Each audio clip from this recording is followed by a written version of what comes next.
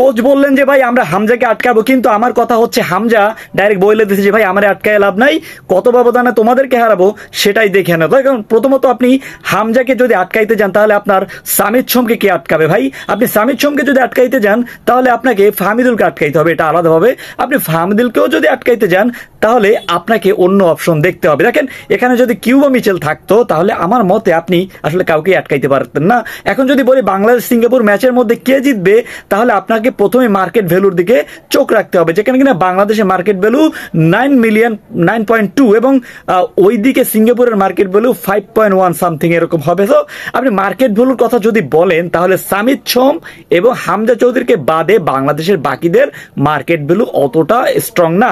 So Hamza চৌধুরীর already আমরা জানি যে 4 পয়েন্ট সামথিং এরকমই মার্কেট ভ্যালু, তিনি নিজের একাই। সো বাংলাদেশের প্রায় অর্ধেক মার্কেট ভ্যালু আমাদের হামজা চৌধুরীর। সো তাকে নিয়ে কেনই বা কথা হবে না, এবং তিনি কোন ধরনের প্লেয়ার সেটা আপনাকে বুঝতে হবে, প্রিমিয়ার লিগের প্লেয়ার।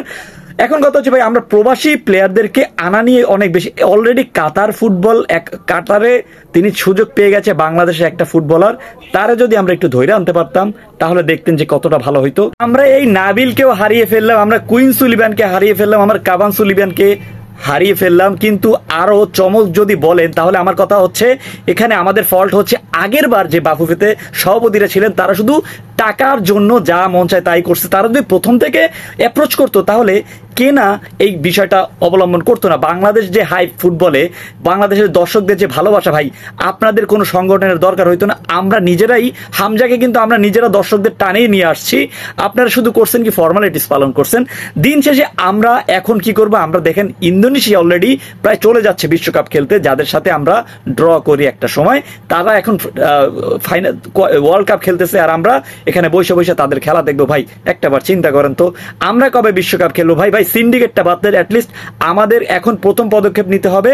আমরা জলদি কুইন সুলিভানকে নিতে চাচ্ছি, যিনি কিনা বর্তমানে ম্যানচেস্টার সিটির হয়ে খেলতেছে। আমরা আরো বড় মাপের কিছু প্লেয়ার রয়েছে তাদেরকে আনতে চাচ্ছি, আমরা জিদান মিয়াকে আনতে চাচ্ছি, আমরা আরো অনেক প্লেয়ার রয়েছে তাদেরকে ভাই ডাকলেই তারা সারা দিবে। আমরা ডাকলে শুধু দর্শকরা ডাকলেই যে হবে এমনটা না, আপনাদের কর্তৃপক্ষদেরও বড় একটা পাওনা রয়েছে। তো হামজা চৌধুরীর বিষয়ে একটা কথাই বলতে চাই যে তাকে দামাইয়া রাখতে পারবেন না, এবং তিনি কোন ধরনের প্লেয়ার, প্রিমিয়ার লিগ প্লেয়ার, তিনি কি করতে পারে সেটা সবাই জানে।